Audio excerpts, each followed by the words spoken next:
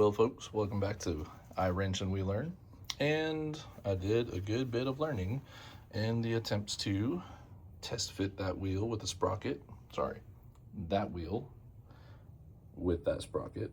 Realized this is the wrong set of teeth to match with the chain that came on that frame.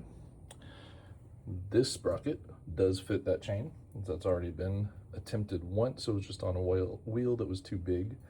So I traced the holes from this one onto this one, marked them out. I punched them out with a center punch, and I'm going to drill those out. There was also a small issue with the brake mount. So this bike frame came with a rear brake. You got the rear brake caliper. It actually does have the master cylinder. I thought it was missing, or my friend who gave me this thought it was missing, but I realized everything's there. Probably just needs some fluid. It's probably a bit rusty on the inside, but little problem is that this hole that has the bushing on it is the one that is supposed to hold the brake, the brake itself. It's in an adjustable spot, but the only hole that I have created big enough for my axle is right here at the end. So I'm gonna have to widen this whole thing. And now I have a drill bit that will allow me to do that a little bit more so that I can put this together.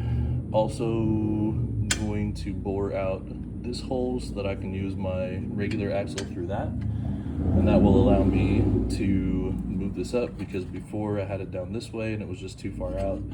If I move it up to this side right here, it should be close enough for that brake to mount, even at the extended position. So I'm gonna do a little bit of crafting today, try to get these holes done right and test fitted. Hopefully I can get that to work and get that sprocket mounted back on the wheel, and get this to where it'll fit with the brake and not have to do any more customizing. Not that I'm scared of that, but you know, just in case it all works great, I want to be able to go quickish. So we'll be back in a minute to see how well that metal will drill out. All right, ladies and gentlemen, boys and girls, and whoever else snuck into the channel, this is what it's going to look like. Neither wheel has air in the tires, neither wheel has spacers, but I was able to get the axles through. I have spacers for the front, have spacers for the back. Today's goal was just to finally get this to mount, and I did. The sprocket material is super thick, and the drill bit that I have is not going to cut it for that, so I will be drilling out those holes probably another time with a different bit that's better for the metal. Good news though, I was able to drill out that insert where this brake piece goes, able to drill that out, and then I cut off this extra bit here because I have a spacer. I realized somebody welded a tube inside this hole that was making it too hard to fit the axle through it, so cut off the back side of it because I have another spacer that I can fit into that depending on how far it needs to move. And then I was able to go ahead and attach the caliper. The wheel needs bearings desperately to be able to spin right. I am pretty sure that I messed up the flatness of that disc trying to get the bearing out. So I'll probably have to spend a little time attempting to straighten that a bit to make this brake actually functional. But I'll be able to tell that once I've got the bearings in, because right now that axle is just sitting in an empty hole inside of a wheel, which doesn't help us to gauge that quite right.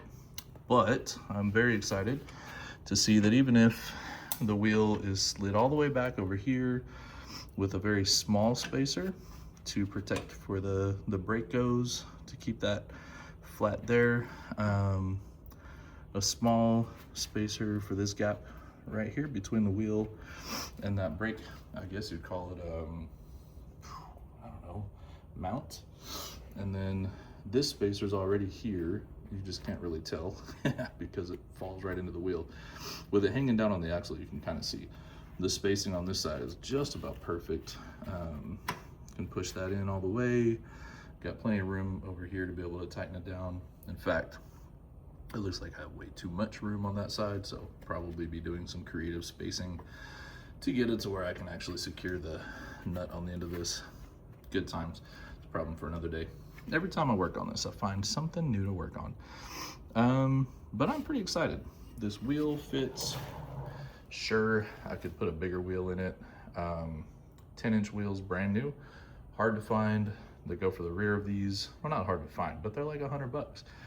That wheel was $20. Actually, I paid $20 for both wheels. So that was really a $10 wheel. I would much rather use a $10 wheel just to make this contraption actually run. I'm gonna get some bolts to mount, for the motor mounts, to mount the motor on it. I did attach the exhaust yesterday.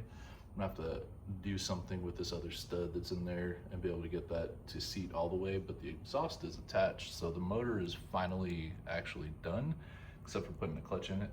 And man, those are some big strides. So I'm rather excited about that. Front wheel, back wheel fitted, waiting on the main bearings to roll in and then drill out the holes in that sprocket so we can mount the sprocket onto this wheel. We already know that sprocket fits with that chain. Yeah, it's fantastic news. Did a little more fiddling around.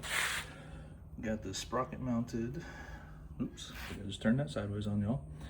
Sprocket's mounted, got some spacers in place. Theoretically, those spacers will fit once we have the bearings, and we might have to trim one of the spacers, but it's pretty close.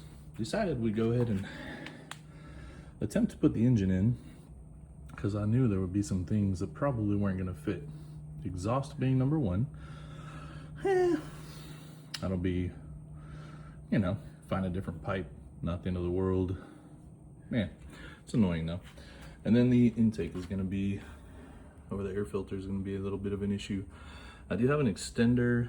I think I can extend the neck with that and get this on the other side of this pipe. So once it's straightened out, or the tube, I mean, so once that's extended, then I think it'll turn the rest of the way, and then we can reattach the air filter on it.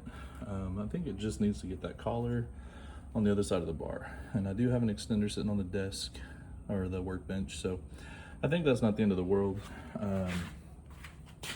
It's a little tricky to get it wrestled up in there, but it's kind of cool to be able to see the thing coming together. And yeah.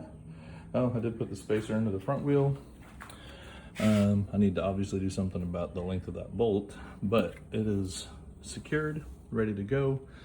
And I mean, getting closer every day. So hope you're enjoying this. iWrench We Learn.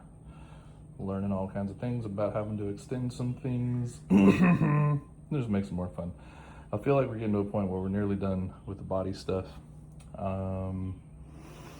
I can just get that dialed in back there and then get this motor situated correctly, we'll be in some good shape. We'll be back next time with more updates and information.